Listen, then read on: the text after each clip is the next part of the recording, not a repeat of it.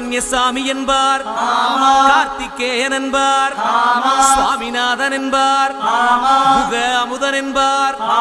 பாலசுப்பிரமணியன் என்பார், கரு